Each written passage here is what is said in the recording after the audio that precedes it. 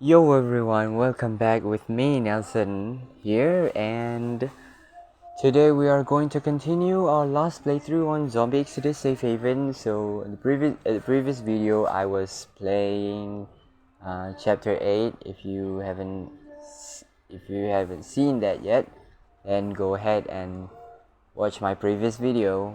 Also check out a new playthrough by me, the Warzone, two previous videos, and a bit of announcement before we continue here.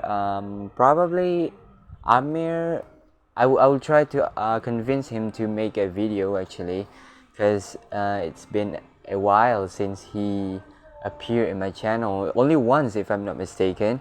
Yeah, he only appears at my channel only once, right? Played the Warzone. Sadly, he is having a problem right now because his computer does not record the system sound, and and my laptop also behaved the same thing, almost the same thing, but just my problem is the system sound is very slow. I mean, the system sound recorded very slow. I mean, the volume is very slow. I don't know what happened back then, but um, I believe that since I changed my hard disk, because previously my hard disk was problem and now it's been repaired, my laptop. The advantage of the repair was my laptop now has a battery endurability. I mean, a great battery endurability. I can play my laptop non-stop for 3 or 4 hours, while before I can only play not even 3 hours. I think not even 2.5 hours, but right now I can play up to 3 and 4 hours without charging my laptop. The battery endurability has increased, but the downside is, first, of course, all of my data from the previous hard disk from the previous computer was lost, and then now I'm having a problem with my microphone. I cannot.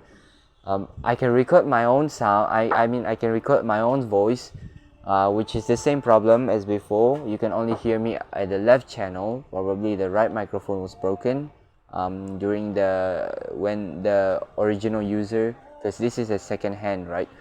So there will be a bit of problem, I do believe. And the other problem I'm having right now is the system sound can be recorded in stereo. Yes, it does record in stereo. It does record in stereo, but the problem is it is too slow. I mean, the volume is very low. I don't know what. I don't know why. Probably the microphone gain should be increased or anything like that. I will have to experiment with things after this, probably. Maybe the op studio settings also give some effects, or also affect the volume. I don't really know. I will have to experiment with things. So yeah, without further ado, let's just continue our playthrough, because chapter 9 is a bit long, but I'll try to keep it short. So here I just thought that I will have to increase hand-to-hand combat, because we will need this hand-to-hand combat in this chapter 9, because there's a guy called Murphy later. We're gonna lock us up at his some kind of chamber or something, some kind of experiment chamber or something. He is a scientist, so he locks us in a different separate room, and yeah, he says that he want to be our friend, but actually he's not. He's some kind of he having a mentality health, some kind of mental health problem or something. I don't really know. I don't know how to explain it actually, but yeah, that's it. So we'll need hand-to-hand combat in order to we have to persuade him go into our room, and then we can knock him out with hand-to-hand combat, because our weapon, close weapon, and also close range weapon, and also our long range weapon will be confiscated. I mean, he will confiscate our weapons, so we only have our hand, right? So we will have to at least increase our hand-to-hand combat skill up to 3, maybe adapt. So yeah, that's what I'm gonna do. I only have 6 skill points, so I can only increase my hand-to-hand combat up to 3, and I have 1 more skill point left. I'm going to save it for later use. So here we go. So pretty much everything I already increased it to 3 or 4.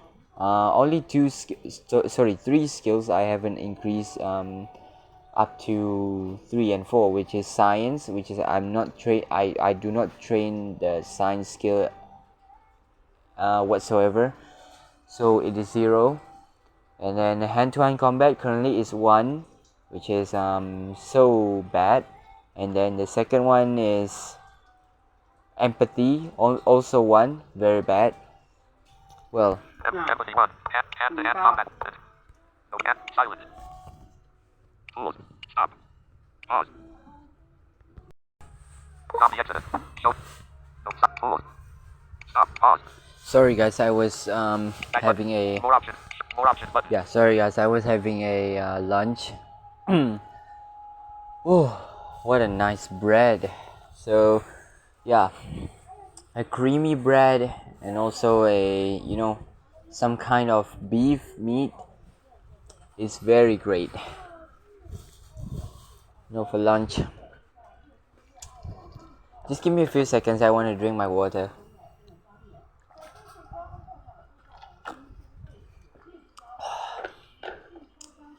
So nice. Well, since I already full from the bread, oh, I ate almost 5 of them because I'm very hungry, and now I'm full. And since I'm already full, let's continue our playthrough. Why not? Well, leadership intimidation, stop leadership 5, medicine, hand-to-hand combat 1, cost 2 to raise. Well, okay, this is the hand-to-hand combat. I'm going to increase. I'm going to increase this one. Option 1 of 19. I'm sorry. Next button, zombie exit. Yeah. Your hand-to-hand combat skill has been raised from 1 to 2. Once again, you have gained the potential to heighten skills if you choose to do so. Here are your current skills. Athletics, untrained skills. You have 4 remaining skill points. Untrained skills, science. I have 4 remaining skill points. Hand empathy 1, cost. Hand-to-hand combat 2, cost 3 to raise. I'm gonna do this. Next button, zombie exit. Save web 2. Then I'm going to save the other 1 skill point for later use. Survival 4, cost. Survival 3, cost 4. Save my remaining skill points to spend on later. The group, option 15 of 19. Yeah, let's go. Next button, review your skills below. Athletics 3, adept close combat weapons 4, advanced cooking 3, adept crafting 4, advanced driving 3, adept electronics 4, advanced empathy 1, basic hand-to-hand combat 3, adept intimidation 3, adept leadership 5, superior medicine 4, advanced persuasion 3, adept ranged weapons 4, advanced scavenging 3, adept search 3, adept stealth 4, advanced survival 3, adept. Oh, so almost everything, yeah, almost every skills I have here is great.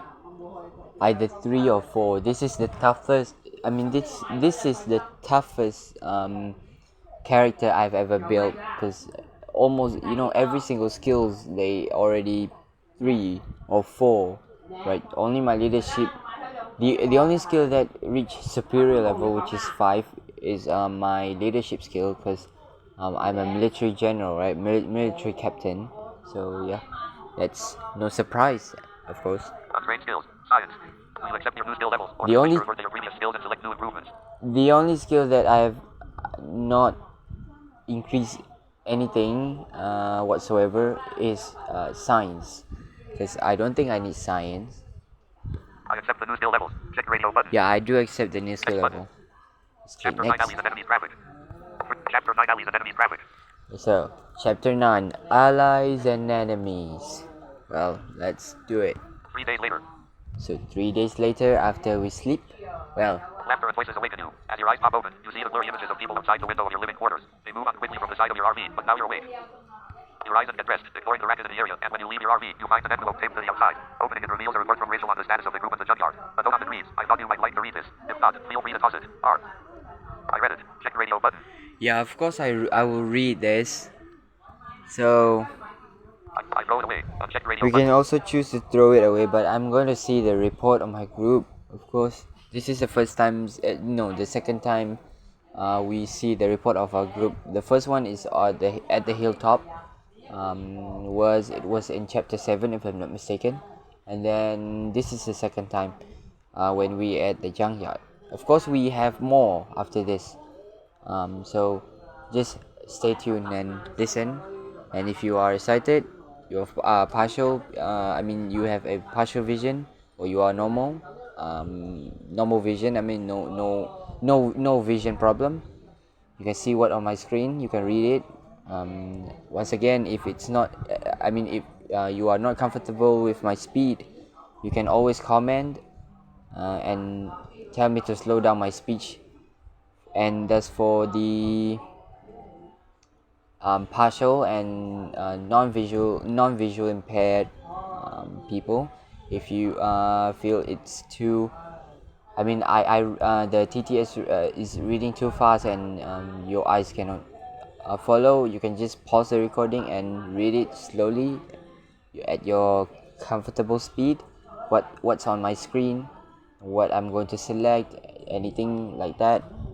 So yeah, I read it. Check radio button. of course I'm going to read it next. First is a list of the assignments made for each member of the group.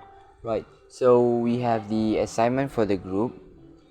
This one is a little bit hard to understand because everything is just in one line. So it's actually not in one line, but my TTS, or the TTS, text to speech voices, will just read it one line. So that is the problem. So if you do not understand what it's saying, you have to browse word by word. So yeah, either word by word or character by character if you still do not understand it. I'm gonna read it though.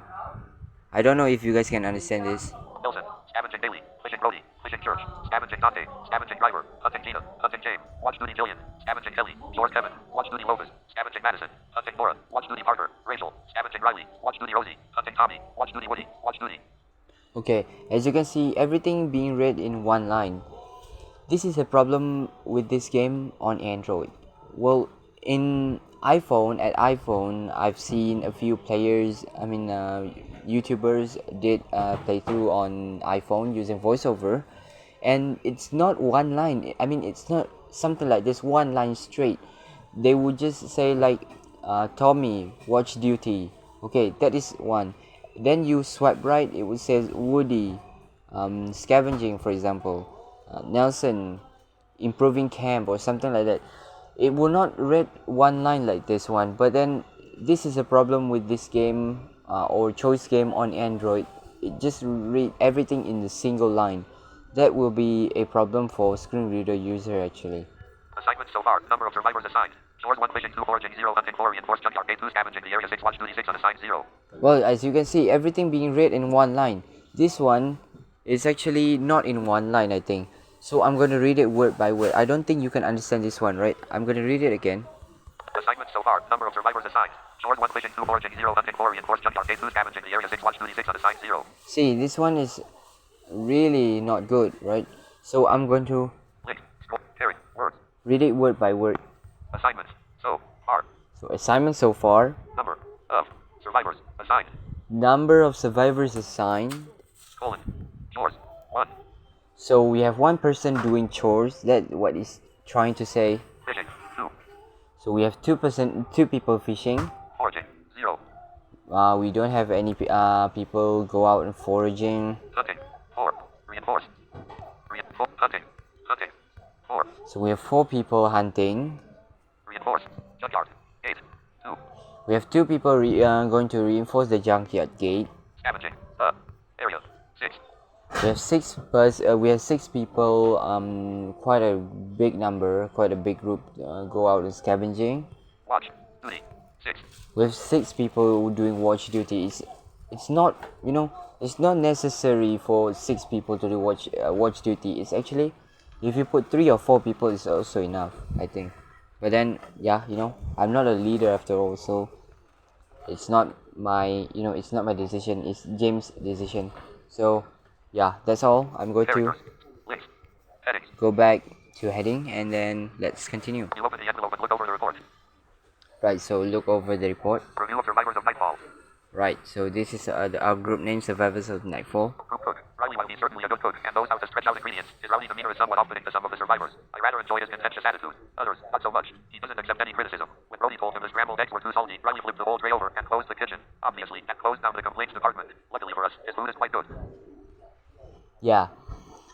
So yeah, Riley, he's kind of he is a before he was a bank robber, and yeah, like criminal person. So yeah, he doesn't accept criticism and those kind of stuff. If people complain, he would just knock their head off or something like that. I don't really know, but yeah, that is the type of person of him. So yeah, he will be, sometimes he will be fierce for no reason.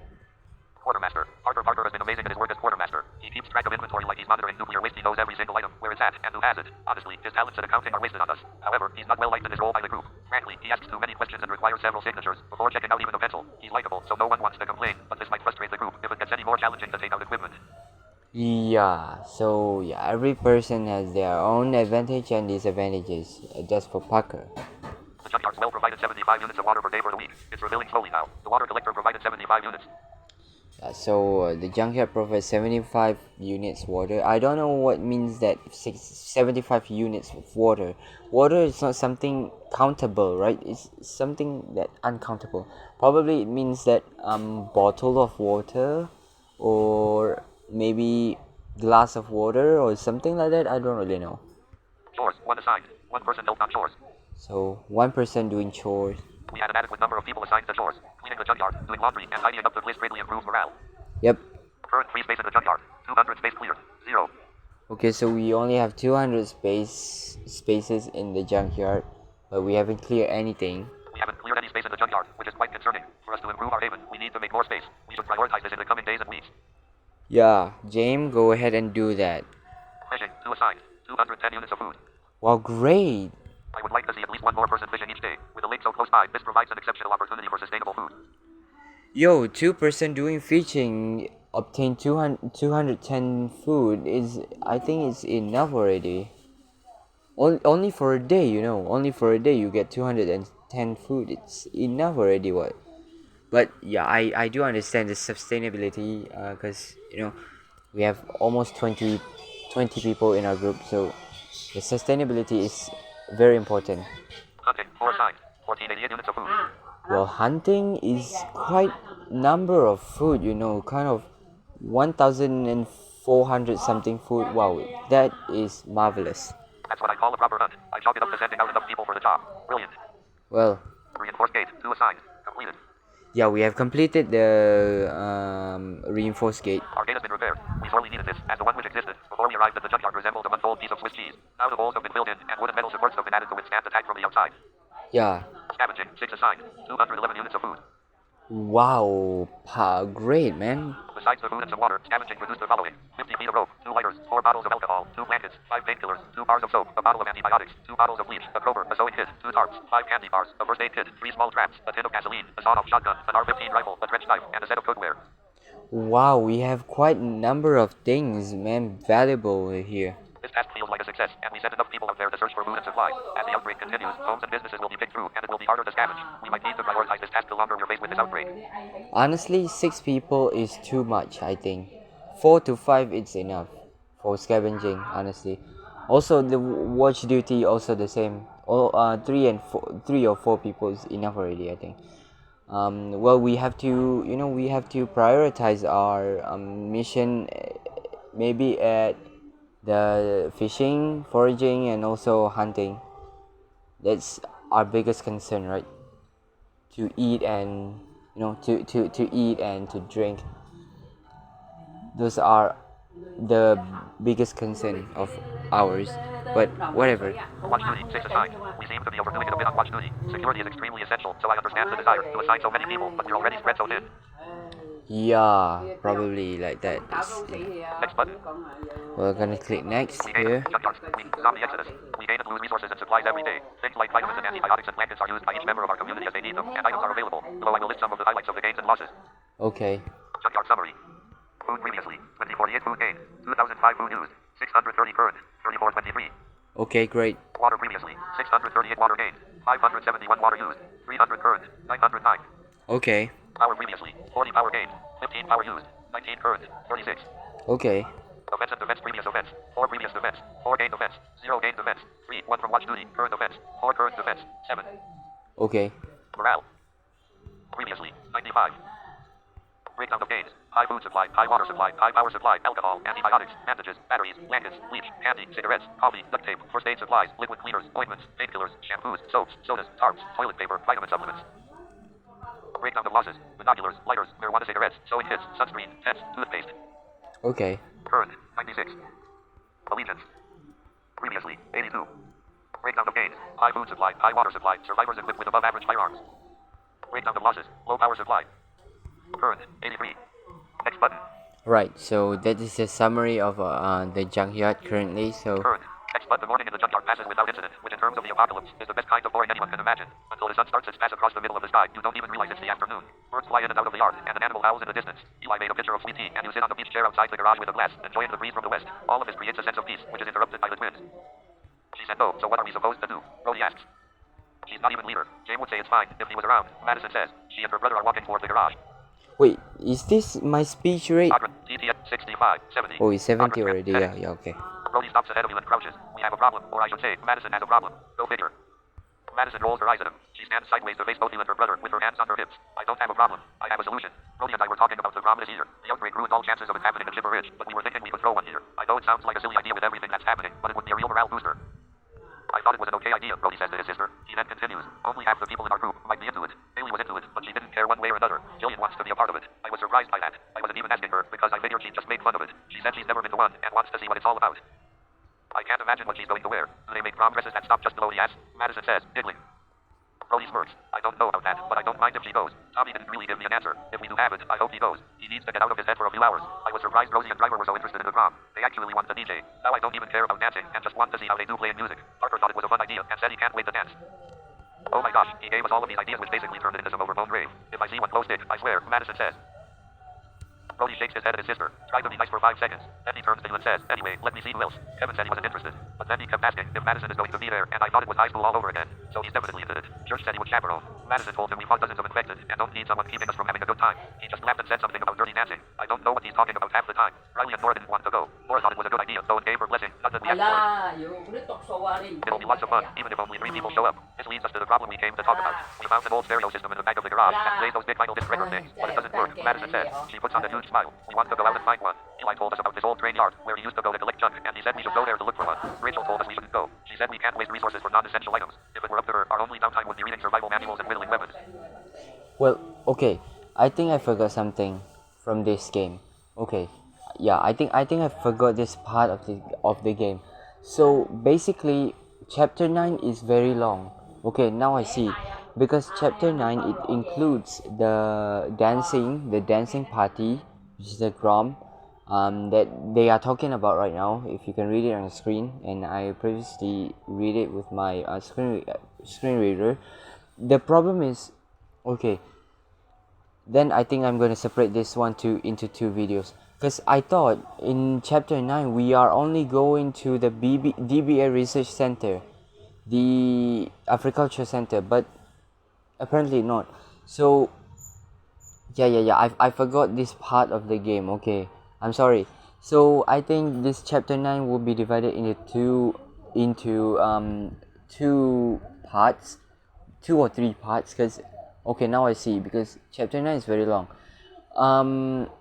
Because as far as I can remember, this game is only last until chapter 12 last time I played it. So in chapter 9 basically we have 2 main scene.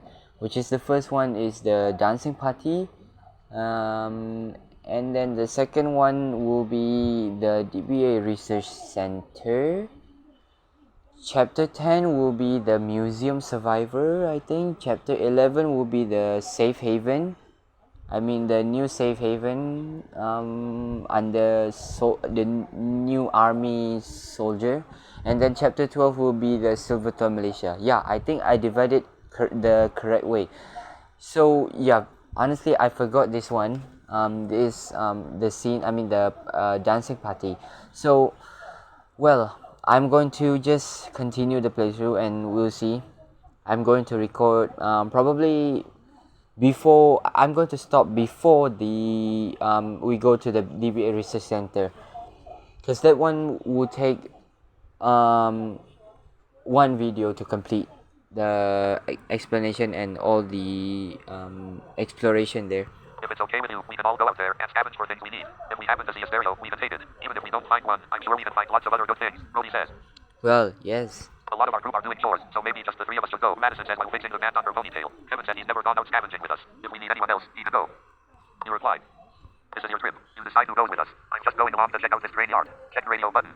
All three of you can go, but just keep in mind I'm in charge out there. Uncheck radio button. I don't trust Kevin, but if he goes with us, we can test his loyalty. Uncheck radio button. Kevin can't go. This will give us an opportunity to learn more about him. Uncheck radio button. Yeah, I would say Kevin can go. Kevin can go. Next button. Yeah, that's Kevin. next. Next button, zombie exodus. Same name. Madison claps her hands together and says, you'll see, he's going to be a good addition to our group. I hope so. He's been stuck at this junkyard for so long. I hope he knows what it's like to go outside of it, Brody says, shrugging his shoulders. Have an open mind once in a while, Brody, Madison says. He has a lot to offer. Besides, scavenging this place will be no big deal. This will be an easy trip out there and back. Kevin said that place has been deserted for years, so there's no one even there, Brody says. Nothing in this new world is as easy as it seems, Gina says, walking up to you and the twins, which is why I'd like to go on your excursion. Whoa, awesome shirt, Brody says. Gina pulls out her shirt from her jeans and stretches it to show the front. It's for a band, Gold Rust, and captures an image of them from a 2011 tour. Madison backs away from Gina and folds her arms. Oh, sorry, this is our trip, and we don't need you there bossing us around. Gina studies her for a moment with a thin smile. I understand you're concerned about me, but I won't get in your way. I just want to keep everyone safe and focused. You can search for your party equipment while I find gear you'll need in order to survive. Brody laughs so hard he snorts. Earth. Don't you have things to build around here? Madison asks. After all, we have to use everyone according to their skills. Should you really be going out scavenging when you can be fixing up something around here? Gina chuckles. Don't worry, I asked James, and he thought it was a great idea for me to tag along. So I'll go grab my gear and meet you all at the main gate at 15. Come on, Maddie, let's go get ready, Brody says. As the two Milfords walk away, you head after them to the main building, where the group has set up all their inventory. As you prepare to leave the junkyard, you consider your gear. Primary weapon, Act 47 secondary weapon, sawed-off shotgun. Well, I don't care what weapon I'm carrying, because we are not going to start another fight. There's a chance to get violent here also, I mean when we are scavenging, because there's another group of survivors. It's actually not a group of survivors, it's actually a family. So yeah, we are not going to start a fight with them. So I don't care what weapon I'm going to use. I'm going to bring.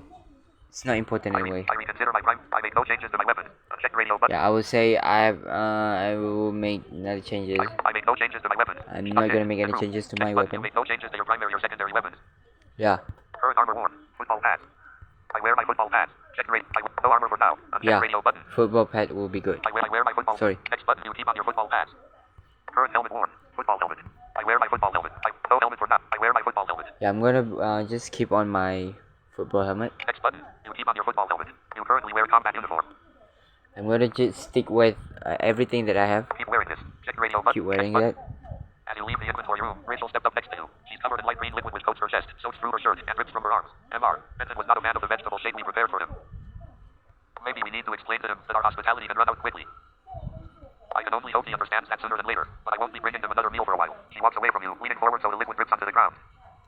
Your small group assembles at the main gate. Madison has her typical R-15 rifle, along with a pistol tucked into her jeans, and a loose-fitting button-down shirt over a tank top. She's wearing a baseball cap, and a comment from Brody about her being mini Rachel gets him a punch in the chest. Her brother has on gym shorts with his own tank top, and he's carrying his favorite weapon, a lacrosse stick fortified with metal, and jagged nails that make it look like one half of an alligator's mouth. Kevin has a lever-action rifle in hand, and he's wearing jeans and a Levi's junkyard and salvage t-shirt. The long, metal pipe hangs across his back by a leather strap. Gina carries her shotgun, and has a holstered Glock automatic pistol on her belt. So how do we do this? Kevin asks. Like, do we have standing orders for how to react to the infected or other survivors? We try not to waste ammo on the infected. Plus, it makes a lot of noise and draws others in. Avoiding them is best, but if you have to fight, aim for the head. Brody taps his own head.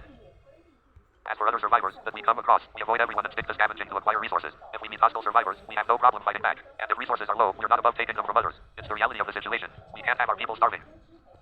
Madison slides the bolt on her rifle, like those silver thorns. I can't wait to find their base. I'm going to treat that place like I walked into Bloomingdale's and take what I want. I hate those guys. Those are the ones I was telling you about, Kev. He smiles at her and nods. Brody rolls his eyes at the two of them. Your group walks along a path, cut through the densest part of the forest from the east of the junkyard. After 20 minutes or so of hiking up a gradual hill, you notice the flapping of bird wings and the snorting of a large animal from the other side of high grass. It's at this point you realize you've traveled in silence up until this moment. We should be coming up to the train yard soon. Look ahead, Brody says, pointing the train tracks through a narrow clearing of trees. You step onto the tracks made brown by rust and follow them for a short stretch until the clearing opens to a full break in the forest. Hundreds of tree stumps mark a border where the forest has been cleared to make way for dozens of trains, now sitting in rows, unmoving. Most are cargo cars, solo and unhinged. Thin wires and cables stretch out from towers and poles like an intricate web, and the tracks spread out in all directions from a central hub. A lonely brown structure with a sagging tin roof sits at the start of the rail yard. A sign with the name of the yard is now covered in thick black graffiti, and only a few legible words show through no hope. On top of one central train, a figure crouches with a rifle. He's lying prone and wearing a skull cap. He has no shirt on, and you can see he's heavily tattooed. You raise your hands to your group, and they all pause. There's a guy up top with a rifle. Let's get into cover. The five of you scramble back to the tree line and take cover behind the mighty truck of oak still standing. Looking back toward the sniper, you see no indication you've been spotted. What are we doing now? I thought no one lived in this train yard, Kevin says, clearly upset. Things change minute by minute, dude, Brody says. Feel free to go back to the junkyard. Kevin goes tight-lipped and looks at the ground. Madison stops at her brother and says to Kevin, don't mind my brother, I never do. Gina peeks out from behind the tree at the figure on the train. Maybe we should scout the perimeter to find out what we're dealing with. It could be a lone gunman, or it could be a group of armed survivors. Maybe we can also assess whether they're friendly or hostile. Yeah, I agree with Gina. I can go scout it, Brody says. It's not a good idea to separate, Madison says. If there's a group inside and they're hostile, we need to fight together or run together. Brody shakes his head, not even looking at his sister. All of us moving through the woods will make a lot of noise and draw more attention than one person sneaking around. What do you think, Nelson? Kevin asks. We're overreacting. Let's just call out and talk to the guy on top of the train car. Check radio button. We're overreacting. Let's all draw our weapons and order him to toss down that rifle to us. Then we can find out all about the train yard. Uncheck radio. Brody should go scout while the rest of us wait here. Uncheck radio button. Let's all go scout the perimeter of the train yard. We need to be careful and stick together. Uncheck radio button. We can take out that sniper before he sees us. If we do it fast, we can move on the train yard and overwhelm anyone who's in there. Uncheck radio button. Next button. Well, this is a hard choice actually, but what I'm going to do is I'm going to call out the sniper guy. We don't have to start a fight actually, but if I've been forced to fight, I have no choice. With AK-47 in my hand actually, the semi-automatic rifle, you know, right? The AK-47, because AK-47 is kind of a basic weapon of defensive. Yeah, of course we also have another type of rifle, like, you know, I don't think AK-48 is a rifle. I do believe MK-44 is a rifle also. MK-44 and Kalashnikov and those kind of stuff. Well, but in this game, I think the most powerful weapon is Springfield M1903, which can shoot thousands of yards and dealing a high amount of damage. So, well, let's just call the guy at the top. But Brody and Kevin nod in agreement while Madison throws her arms up in disappointment. Sure, let's wave to the guy with the rifle and give them easy targets, Madison says. Since this is your idea, I vote that you do the talking. For once, I agree with Madison, Gina says. You step out from cover with your hands raised in a show of peace. Hey there, can we talk for a minute? I just came across this train yard and saw you up there. The man rises to his knees and aims the rifle at you. Stop right there. Put your hands up. He looks back at the train yard and calls. We got someone here. Looking back at you, he points the barrel as it rattles in his hands. You hold your hands up and say, I'm no threat. I was just passing through and mean no harm. Stay right there, he yells and shakes his rifle at you like it's a spear. He backs away, dragging the rifle along with him. It becomes hard to spot him over the tall train car, and he all but disappears. What do we do now? Should we leave? Kevin asks. Both Madison and Brody shout no at the same time. Madison goes on to say, we came here for a stereo, and we're not leaving without one. Risking our lives for a stereo seems pretty stupid, if you ask me, Gina says. No one asked you, Madison says. You're free to go back to the junkyard. Brody turns to the group. We haven't even approached them yet. He was yelling down to someone. Maybe they'll be reasonable. Voices call out from deep in the train yard, and though you can't make out what they're saying, you hear urgency as they move closer to your position. A man and a woman emerge from the side of the train car painted red, and they move laterally and take cover behind a pile of crates. As they move, you note firearms in both of their hands. This train yard's off limits, Red, the woman shouts. She has a strong, confident voice and projects it far. We told your guy on top of the train that we meant no harm. We didn't know anyone was in the train yard, and we just want to talk, you shout back. As you look around the front of the train yard, you notice another rifle on the far side of the train car aimed at your group from 20 feet to the left of the woman. Yet another rifle is poking out from the side of a stack of lumber on her right.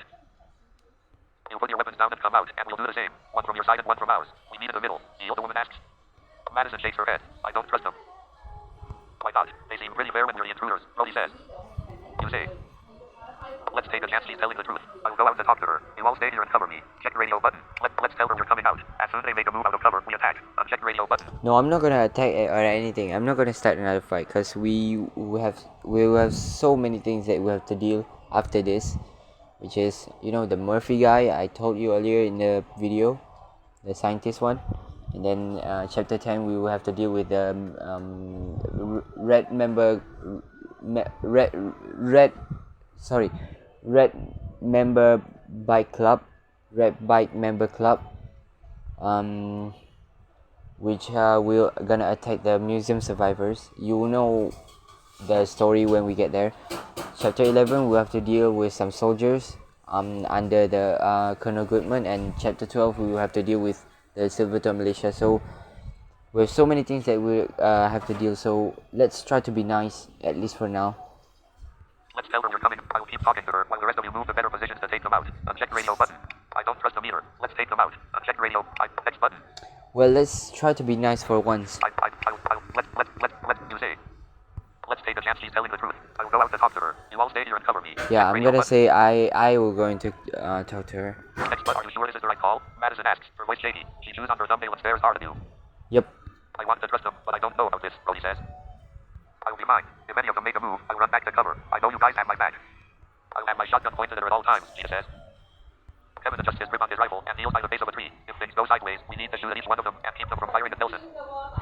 You put away your weapon and step out from cover into the edge of the clearing. The woman on the other side walks around the corner on the pile of crates with her rifle slung over her back and her hands out by her sides. The two of you take slow steps, and you scan your surroundings for any sign of movement or attack. With the sky clear and the sun at its peak, you're forced to sprint, which gives you more of a disadvantage than the woman opposite you. She's tall, likely in her mid-30s, and struts with an assurance uncommon after the outbreak. She walks like she owns the earth, and has no worry of impending death from the firepower pointed at her from behind you. Long, black hair hangs in a braid, with the sides of her head shaved bare. She's wearing jeans, shorts, and a t-shirt for the man's gold rust.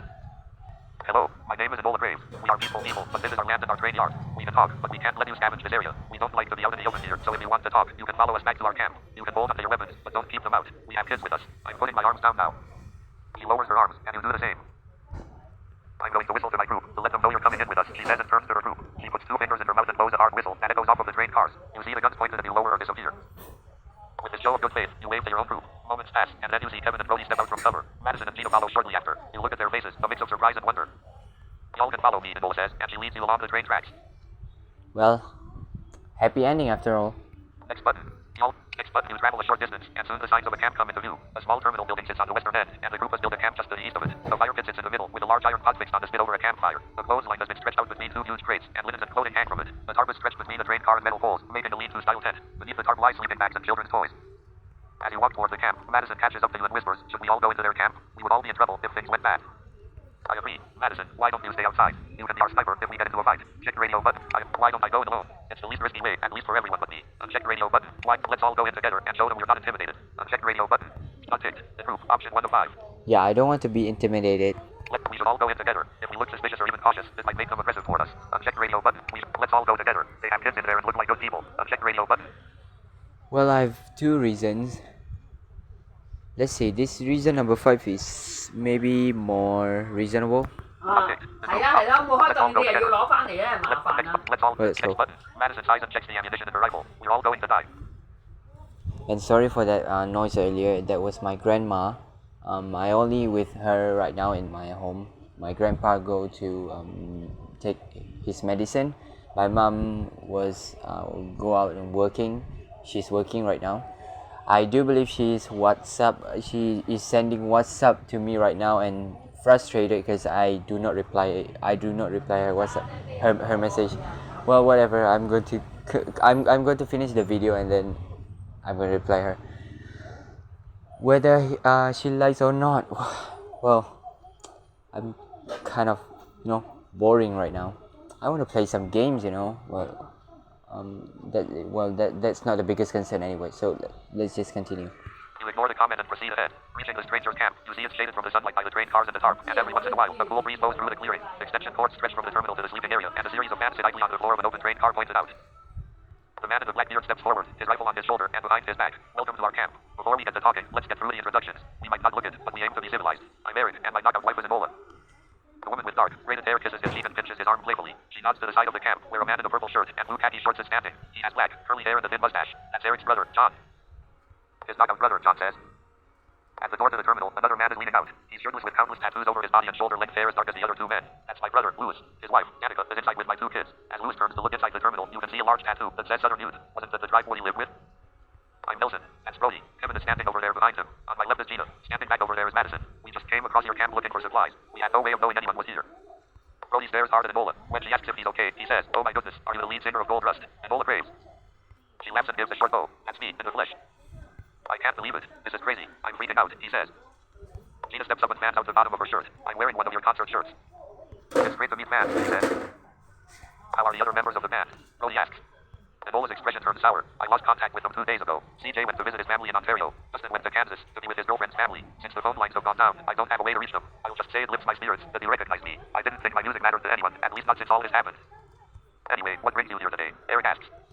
Are you the only ones here at this train yard? Check radio button. Why this train yard? It doesn't seem like the best place for a family with children. Uncheck radio button. Well, okay, this is, we can actually ask them some questions right now. It's not important, but just to make this video become longer. Not ticked. Improve. Option 1 of 12. You know, sometimes this kind of things is my hobby. I like to make things become more interesting. You know, experimenting with something, like making videos long or whatever. Wait, what did I say? Huh? Not getting important. I'm going to ask all these questions first. Well, whatever. Next, but Eric chuckles. What's so bad about it? These train cars can stand up to attack by the infected, or in a gunfight. That terminal behind us is solid concrete and brick. It still has juice running through it to power the fans. Even the toilets work. I'm not sure how long that'll all last, but I see no reason to leave. Just don't think we're taking any new people in. You seem great, but we're still skeptical of strangers. We have a good place to live, Brody says. As he starts to speak again, Kevin kicks his leg. Are you the only ones here at this train yard? Check radio button. Next button, Eric gives you an annoyed smile. That's a Lua question. Are you trying to find out how many people you'll have to fight? Ebola nudges him in the ribs. Don't be so damn cynical. It was just a question. She turns to you and says, it's just our family here. We've had some strangers come by, but none stick around. There are some train cars farther up the tracks where people were staying, but they all got bit or chased off by the infected. We've been here since day 0 and don't plan on going anywhere. Well, Ebola raises her hand. Mind if I ask a question? Are you in the military? We've seen people taking uniforms off of dead soldiers. yeah. Yes, I was active duty up until the outbreak started. Check radio button. Yeah, no, I just needed some clean clothes. Uncheck rate. No, I killed a soldier and took their gear. Uncheck rate. Next button. Oh, I'm gonna just say, yeah, I'm going to just, say that I'm in military. No, next button you don't say. Thank you for your service, Eric says. I don't know what all those stripes and badges mean. They look cool. I'm a captain. Well, pleased to meet you, soldier. Next, you say. I'm skilled in medicine and would be happy to give a checkup to Danica and the kids, if you'd like. Check radio button. Yeah, I'm quite good in medicine. I'm going to offer this as well, but not now. I'm going to ask all the questions until I will save this one for last. What did you all do before the outbreak? Uncheck radio button. Unticked. Next button. I was a SWAT team member for the Colorado Springs Police Department, Eric says. I'm a homemaker now, since having the twins, Ebola says. Brody chimes in, but you were in the best band of all time. John walks by on his way to the makeshift tent. Male exotic dancer. Ebola busts out laughing while Eric frowns. He rolls his eyes and says, he's a fireman out of Colorado Springs. He just means I wear a fireman's outfit on stitch. My fans call me Big Johnny Flames, John says. Eric takes a big sigh. My brother can never be serious. Anyway, Louis is a mortician and funeral director.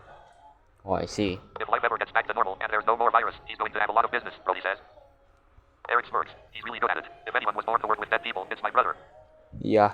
I'm skilled in medicine and would be happy to give a checkup to Danica and the kids, if you'd like. Check radio button. Have you happened to see a stereo and speakers anywhere around here? Uncheck radio button. Well, this is the main question. I mean, our main objective to come here, right? So let's ask. Unticked. Next button. Eric's brow furrows in confusion. What do you need with that? Are there parts specific to a stereo you need for something else? John steps next to his brother and breaks into dancing. They're obviously starting a club.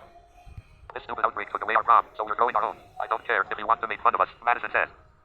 John dances closer to Eric, who shoves him away. John stops dancing and says to your group, I saw one in the next train yard outside the terminal in a pile of junk. Listen, if I hear music, I'm crashing your prom. You have any eligible singles in your camp? Go finish the laundry, Ebola says, laughing. I'm skilled in medicine and would be happy to give a checkup to Danica and the kids, if you'd like. Check radio button. Do you mind if we have a look around for items to scavenge? Uncheck radio button. Well, I'm not gonna ask this one first. I say to John, are you the only one not married around here? Uncheck radio button. No, I don't wanna be busybody, something like that. No. We have quite a few supplies at our camp. Is there anything you need? Uncheck radio button. Well, we have quite a few supplies at our camp. Is there anything you need? Let's skip this for now. Let's see what do we have here. You seem pretty well set up here, but you're welcome to join our group at our haven. Uncheck radio button. Skip this one. Have you ever come across the Silverthorn militia? Uncheck radio button. Yeah, this is the other question that I think I need to ask. Unticked. Next button. Eric scratches the side of... Just for some information, right? Because this Silverton militia is kind of fierce people, and they just, something like raiders and murderers. I don't even trust them. Was it some guy named Keith? Asked Brody. Eric scratches the side of his head. I think so. A bunch of rejects from the circus stopped in the train yard and gave us a strange ultimatum to join them or become an enemy. I told them to get lost. He uses air quotes. Was it some guy named Keith? Asked Brody. Ebola nods and frowns at the same time. He was arrogant and overbearing. They brought us a crate of vegetables and thought that would buy us. Like a bunch of vegan boars, John says. Mind your tongue, Ebola says to John. Turning back to you, she says. They haven't come back since. I'm hoping we never see them again. They had 15 people with them, all armed. But they were unorganized, and that guy Keith didn't seem to have a firm hold over them like leaders should. Eric says, if they come back, I'll enjoy wiping that stupid smirk off his face. Yeah. I'm skilled in medicine and would be happy to give a checkup to Danica and the kids, if you'd like. Check radio. I'm gonna skip this one first, and we'll see what down there. We have quite a few What's supplies down there? You seem pretty well set up here, but I noticed your brother's tattoo. Is he a member of the Southern Youth? Uncheck radio button. Not ticked. In group. Option 1 of 7. I'm gonna say this one first. Next button. Zombie Exodus. Safe haven. Eric lifts his shirt and turns, showing the same tattoo large letters spelling out the name of the tribe. The three brothers are Southern Youth. We don't take part in the tribe's activities, except for Lewis over there. He reconnected with them a few years ago, both socially and spiritually. Right around the time the outbreak started, he came back to us to be with family. He's the most honorable man I ever met. One of the members of my group lived with the Southern Youth for a while. I'll have to mention this to him, you say? Eric nods. Please do. It's good to know my people are out there surviving this day. I'm skilled in medicine and would be happy to give a checkup to Danica and the... We have quite a few supplies that are... You seem pretty well set up. That's all the questions I have. Uncheck radio button. Well, let's ask this one first. You seem pretty well set up here, but you're welcome to join our group at our haven. Uncheck radio Yeah, button. I'm gonna say you are welcome to join our camp here. Not ticked. Next button. Zombie Exodus. Safe haven. Madison and Kevin Brown. See the show's no reaction. Ebola gives you a flat smile. That's a generous offer, but we will decline. At least for now. We have no idea how things will look in a week. And the offer extends the other way. If you are in trouble and need a place to stay, we will figure out a way to make that happen. Eric rolls his eyes. We are not taking anyone in. Ebola shoots a look of irritation at him. I didn't say now. We can discuss this later, but we need to build trust between our groups. Eric mumbles under his breath and nods. I'm skilled in medicine and would be happy to give a checkup to Danica. Do you mind? I say to John, are you the only one not there? We have quite a few supplies at our camp. Is there anything you need? Uncheck radio button. Yeah, well, let's offer them some supplies first. Next button. Ebola smiles and says, that's a really nice thing of you to offer. We don't need anything right now, but I'm sure we will at some point. I'm skilled in medicine and would be happy to give a checkup to Danica. Do you mind? I say to John, are you the only one not married around here? Uncheck radio button. Well, since we don't have anything, right? Let's just ask this one. Not ticked. Group. Option 1 of 4. I'm gonna ask John if he's the only one who's not married around here. Next button. Zombie Exodus. Safe. John stops and strides over like he's on the catwalk. I'm currently unattached. Why would I restrict myself to one person and deny the rest of the world from my loving embrace? I'm not a selfish person. You're a jackass, Eric says, shoving his brother. Haha. I'm skilled in medicine and would be happy to give a checkup to Danica and the... Do you mind if we have a look around? That's all the questions I have. Uncheck radio button. Well, I don't interested in scavenging here anyway, but yeah, just for survivors, right? But well, I'm going to offer some medical checkup for their family first. Let's Next do. button. Bola's eyes light up. Oh my god, that would be amazing. The twins were due for an appointment next month, and Danica could use a prenatal exam. Yeah. Eric stares at you with intensity and says, I really appreciate this. Do you mind if we have a look around for items to scavenge? Check radio button. That's all the questions I have. Uncheck radio button. Well, I'm not gonna ask if you mind scavenging around. If I get chance to scavenge, then I will go. But if not, that's not a big concern anyway. It's not a big deal. Not ticked. Next button. As you finish gathering your items from scavenging, Eric reminds you about examining Danica and the twins. All three come out of the terminal, and he has them wait for you under the tarp. Lewis steps behind his wife and stares at you with tentativeness. Seeing them, you walk over. Yeah. Hello, I'm Nelson. You crouch next to the children, and you're Abel and Grace. Is it okay if I look at you to give you a quick checkup? Abel smiles and claps his hands, while Grace lifts her shirt over her head. Grace is always shy, Ebola says.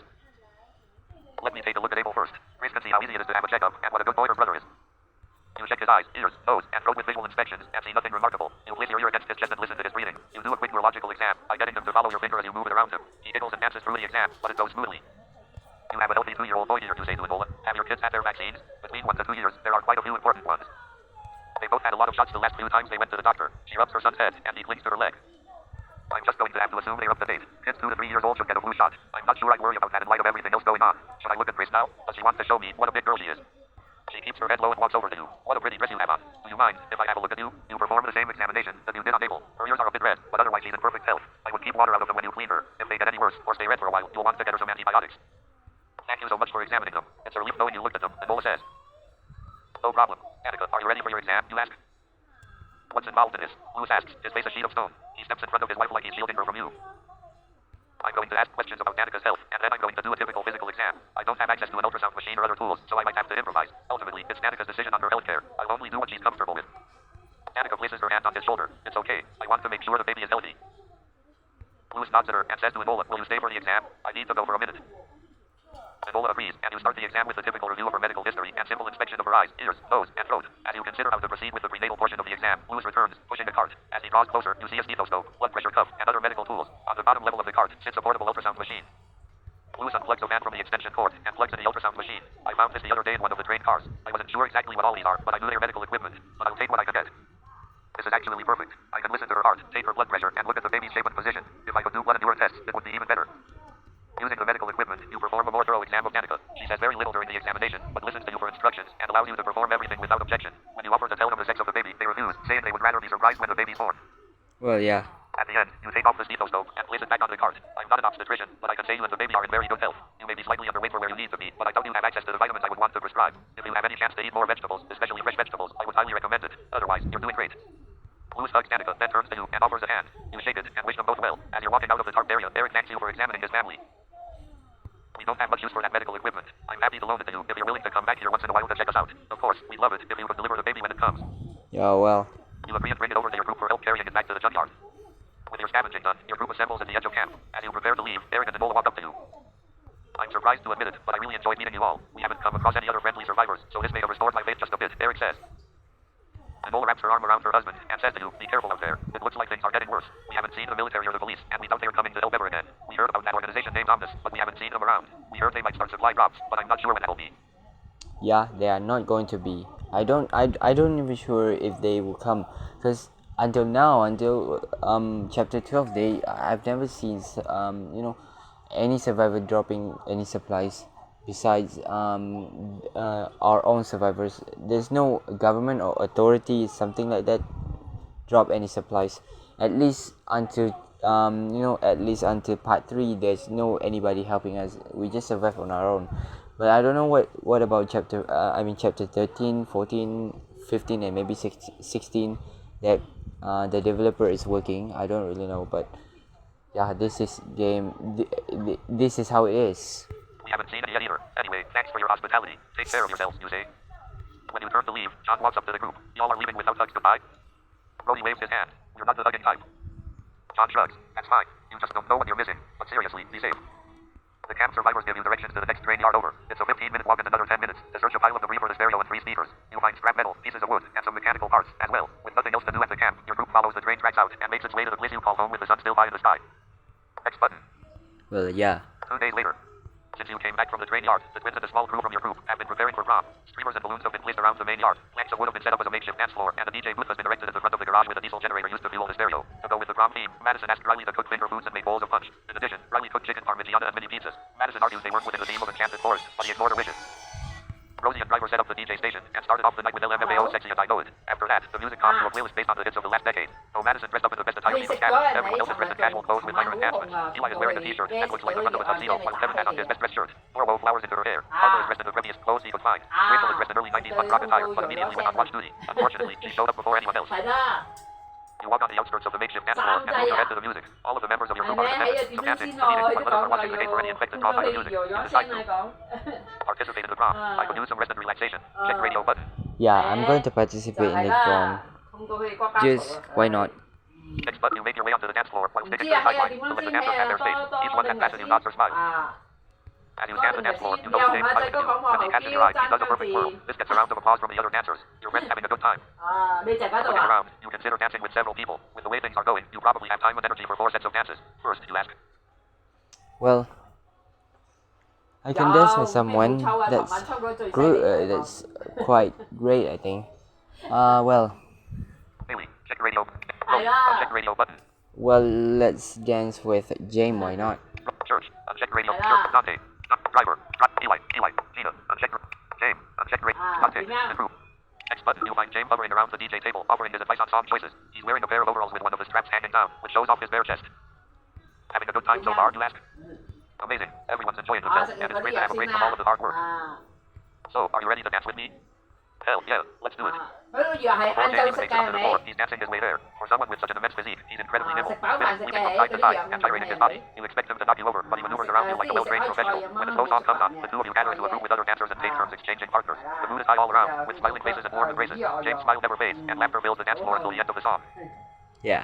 For your next dance, you ask. Haley, check your radio button. Well, I think I'm not gonna dance with anyone else. Just only one dance, okay? So well, yeah, that is just the type I am. Daniel, Charlie, Woody, Charlie, Nova, I'm done dancing. Check radio button. Contact, improve, option 1 of 22. Yeah, I think I'm done dancing. Wait, just sorry for wait. Next button, you headed to the back. More options button. Well, sorry, I think I have to go to toilet first. I'm gonna pause the recording and I'll come back. Silent. Stop. Pause. Yeah, I'll just come back in a short while. Just give me a few seconds. Well, Pause. Stop. Show more options button. well, guys, I'm back. So, yeah, let's continue. I already clicked next on the previous page. You headed to the back of the garage where Benton sells his. No one has checked on him since you've been back at the junkyard as far as you know. Taking a quick listen at the door, you hear silence. You listen for a while for any other sounds. Breathing, tapping of a shoe, a cough, anything. It's entirely silent in there. Okay. You crack open the door to find Benton sitting in his metal chair. Handcuffs still hold his wrists to the armrests. His shoes lie on the side of the room, and his t-shirt has a streak of sweat down the middle. Hey there, come to visit me? The party all finished out there? Zombie Exodus. We just got finished. Do you want any food? We had some special dishes cooked up for the party. Check your radio button. No, I'm going to treat him as a prisoners. Oh yeah. Sorry, I forgot to mention about I did mention about the fact that I have to start over from part 2, right? So there's some changes here. So if I'm not mistaken, from the previous playthrough, we do not take anyone from Silverton, Malaysia as our prisoner. Well, there's some changes where Riley, he take this Benton.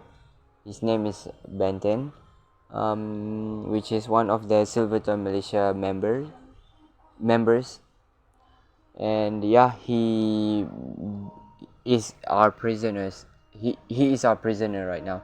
So yeah, I will just treat him as a prisoner. Not gonna offering him any food or anything. Yeah, it's all finished. We needed a way to cut the stress around here. Uncheck radio button. Don't worry about what we do out there. It's none of your business. Uncheck radio button. I just came to check on you. Keep your mouth shut. Uncheck radio button. Next button. Well, yeah, it's all finished. We needed a way to cut the stress around here. Uncheck radio button. Yeah, I just came to check on you. Keep your mouth shut. Uncheck radio button. yeah, let's just treat him as a prisoner. Check untick. Next button. He tilts his head up and eyes you with uncertainty. You step close to him and check the handcuffs to make sure they are secure. Satisfied, you step back to the doorway. Can I ask when I'm getting out of here? Soon, I think. It was never my idea to keep you here. Check radio button. We haven't decided yet. I see no reason to lie to him. Uncheck radio button. When we are certain you have given us all the information we need. Uncheck radio button. Well, I ignore the question. I came to check on him, not to chat. Uncheck radio button. let's just ignore the question. Unticked. Improve. Option 1 of 4. Next button. You ignore him completely, and when he asks the question again, you ignore him a second time. You make your way to the door and lock up behind yourself. Next button. You ignore him completely. Next button. As the prom winds down, you move over to the food table and look over the snacks and special dishes laid out for all. As you try one of the hors d'oeuvres, James walks over. He's topless, shirt hanging over one shoulder, and a thin layer of sweat covers him. Damn, dancing in the heat. I think I lost 5 pounds tonight, he says. He lifts his shirt and uses it as a towel over his face, and then his body. Hey, I've been meaning to talk to you about something. I'm really impressed by the way you're handling the stress and challenges of the outbreak. It seems like you're really keeping it together. Some of the people in our group are letting it all get to them, but not you. Well, yeah, thanks for saying that. Thanks for saying that. I'm trying to stay strong so I can be of help to everyone. Check radio button. Yeah. Next button. That's awesome. Trust me, everyone appreciates all the things you do for us, James says. The prom comes to an end with one final song, something you've never heard before by a local band. You listen to the lyrics, and by the end, you're singing along. The end is always near. That's how the saying goes. Time keeps moving on from year to year. I know I'll always miss you, and my love for you still grows. I'm so sad the end is always near. As you look at the empty dance floor, you can't help but think back to all of the survivors who participated in the prom. Maybe it's the movement of their bodies, or the free-spirited nature of the party, but you find yourself wondering about your relationships. Gina is my main interest. Check radio button. Well, as I said, let's keep focused, and I'm not gonna choose any romance option here. I find myself mainly attracted to Kelly. Rachel is my main interest. I'm not interested in anyone. I'm not interested in anyone. Uncheck radio button. Yeah, no. Unticked. Improve. Option 1 of 4. Next zombie exodus. Same fate the next morning. You walk along the edge of the junkyard, looking at the view infected by the main gate. The defenses have held up so far. car, a testament to your group's efforts. Just as you're about to turn around and walk away, Madison calls your name. When you look toward her, she's sitting cross-legged on the ground, a cheap-looking laptop sitting on her legs. Alright, this is where I'm going to stop the recording, because this is the part when we are going to the DBA Research Center. I don't remember it is DBA or DBC. It's kind of Agriculture Research Center and something like that. But I'm going to divide this into two parts, because this DBA Research Center is kind of, long storyline. If because I want to explore every single thing in there, every single thing around the building there. So yeah, I'm going to stop the recording. Probably tomorrow will be the second part of chapter 9. What was the title again? Allies and Enemies. Allies or Enemies, I don't remember that. I will have to listen back to the recording to make a title of my video. Well, anyway, Silent. Tools. Stop. I'll see you later. I'm sure I'm gonna see you later. So yeah, take care, and don't forget to share the video if you find out this is useful and entertaining in some way to your friend. And don't forget to subscribe my channel, and also activate the notification bell so that every time I upload a video, you will be able to get it. And of course, if you have any criticism or you want me to improve something, you can always leave it in a comment and I will try to consider it. Well, that's all for today's video. I hope you guys enjoyed the playthrough so far. We only have around 4 chapters left before we end the playthrough. So yeah, hope you guys enjoy, and I will see you next time. Take care.